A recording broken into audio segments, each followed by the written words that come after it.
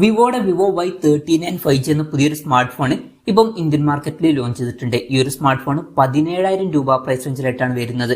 ഈ ഒരു വീഡിയോയിൽ നമ്മൾ നോക്കാൻ പോകുന്നത് വിവോ Y39 5G എന്ന ഫോണിന്റെ ഒരു സ്പെസിഫിക്കേഷൻ അനാലിസിസ് ആണ്. ഇപ്പൊ നമ്മൾ ആദ്യം ഡിസ്പ്ലേയുടെ കാര്യം നോക്കുകയാണെന്നുണ്ടെങ്കിൽ വിവോ Y39 5Gയിൽ 6.68 ഇഞ്ചിന്റെ HD+ ഡിസ്പ്ലേ ആണ് ഇതിൽ വരുന്നത്. ഇവിടെ ശ്രദ്ധിക്കേണ്ട കാര്യം HD റെസൊല്യൂഷനേ വരുന്നുള്ളൂ. ഈ ഒരു 17,000 രൂപ പ്രൈസ് റേഞ്ചിൽ HD റെസൊല്യൂഷൻ എന്നുള്ളത് കുറച്ച് ഡിസപ്പോയിന്റിംഗ് ആയിട്ടുള്ള ഒരു കാര്യമാണ്.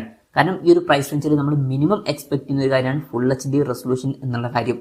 അത് തന്നെ ഇവിടെ മിസ്സിംഗ് ആണ്. പിന്നെ LCD പാനൽ ഇതിൽ കൊടുത്തിട്ടുള്ളൂ. ഈ ഒരു പ്രൈസ് റേഞ്ചിൽ വരുന്ന പല ഫോണുകളിലും AMOLED ഡിസ്പ്ലേ ഒക്കെ വരുന്നുണ്ട്.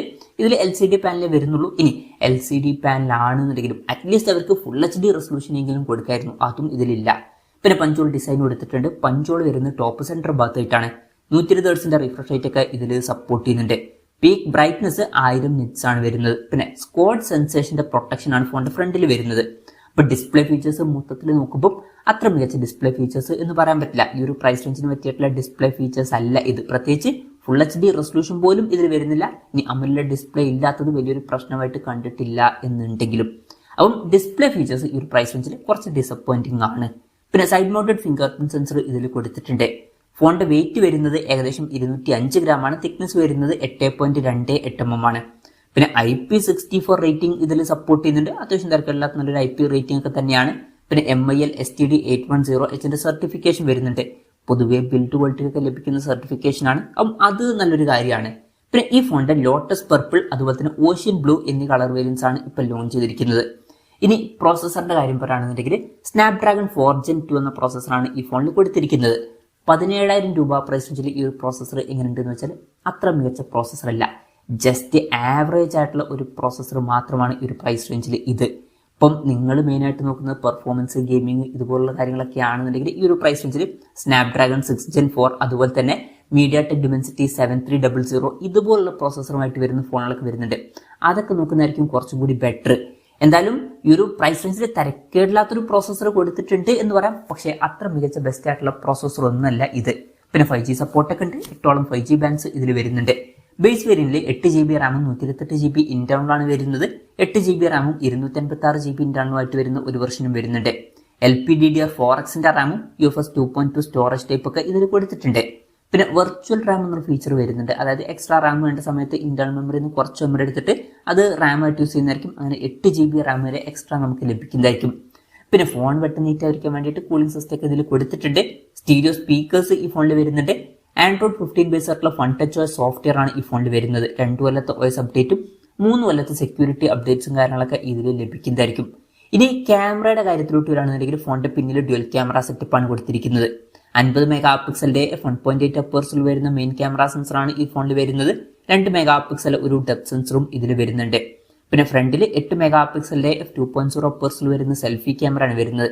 അപ്പൊ ക്യാമറ സ്പെസിഫിക്കേഷൻ നോക്കുകയാണെന്നുണ്ടെങ്കിൽ മെയിൻ ക്യാമറ സെൻസറിൽ OSന്റെ സപ്പോർട്ട് വരുന്നില്ല.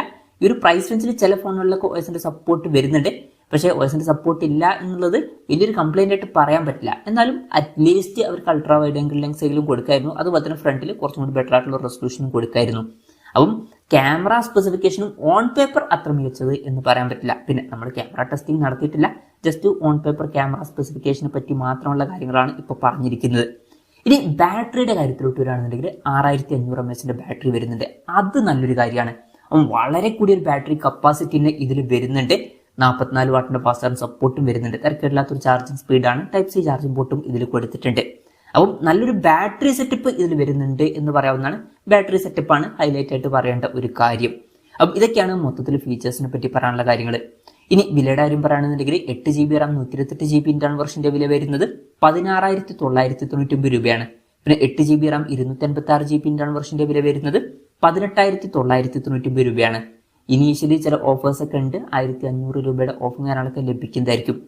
എന്തായാലും ഓവറോൾ നോക്കുകയാണെന്നുണ്ടെങ്കിൽ 17,000 രൂപ പ്രൈസ് റേഞ്ചിൽ ഈ ഒരു ഫോൺ എങ്ങനെയുണ്ട് എന്ന് വെച്ചാൽ മൊത്തത്തിൽ അത്ര മികച്ച ഫോൺ എന്ന് പറയാൻ പറ്റില്ല. ഈ ഒരു പ്രൈസ് റേഞ്ചിന് പറ്റിയിട്ടുള്ള ഡിസ്പ്ലേ ഫീച്ചേഴ്സ് വരുന്നില്ല. പ്രോസസർ അത്ര മികച്ചതല്ല. ഓൺ പേപ്പർ ക്യാമറ സ്പെസിഫിക്കേഷനും അത്ര മികച്ചത് എന്ന് പറയാൻ പറ്റില്ല. പക്ഷെ ഒരു കാര്യമുണ്ട്, അത്യാവശ്യം നല്ലൊരു ബാറ്ററി സെറ്റപ്പ് ഇതിൽ കൊടുത്തിട്ടുണ്ട്. പിന്നെ ഇതൊരു ഓഫ്ലൈൻ ഫോണാണ്. അതുകൊണ്ട് തന്നെ നമുക്ക് ബെസ്റ്റ് ആയിട്ടുള്ള ഫീച്ചേഴ്സ് ആ ഒരു പ്രൈസ് റേഞ്ചിൽ എക്സ്പെക്ട് ചെയ്യാൻ പറ്റില്ല. പൊതുവെ ഓഫ്ലൈൻ ഫോൺസിന് വില കുറച്ച് കൂടാറുണ്ട്. അപ്പം മൊത്തത്തിൽ നോക്കുമ്പം ഈ ഒരു പ്രൈസ് റേഞ്ചിൽ ഇത് അത്ര മികച്ചൊരു ഫോണാണ് എന്ന് പറയാൻ പറ്റില്ല. ഇനി ഈവൻ ഓഫ്ലൈൻ ഫോൺ ആണെന്നുണ്ടെങ്കിലും അറ്റ്ലീസ്റ്റ് ആ ഒരു ഫുൾ HD റെസൊല്യൂഷനും ക്യാമറയിൽ ഒരു അൾട്രാ വൈഡ് ആംഗിൾ ലെൻസും കാര്യങ്ങളൊക്കെ കൊടുക്കായിരുന്നു. എന്തായാലും ഈ ഒരു ഫോൺ മൊത്തത്തിൽ ഈ ഒരു പ്രൈസ് റേഞ്ചിൽ അത്ര മികച്ചൊരു ഫോണായിട്ട് എനിക്ക് പേഴ്സണലി തോന്നിയിട്ടില്ല. ഇതാണ് ഈ ഒരു ഫോണിനെ പറ്റിയിട്ടുള്ള എൻ്റെ ഒരു അഭിപ്രായം. ഈ ഒരു ഫോണിനെ പറ്റിയിട്ടുള്ള നിങ്ങളുടെ അഭിപ്രായം ജസ്റ്റ് ഒന്ന് കമന്റ് ചെയ്യുക.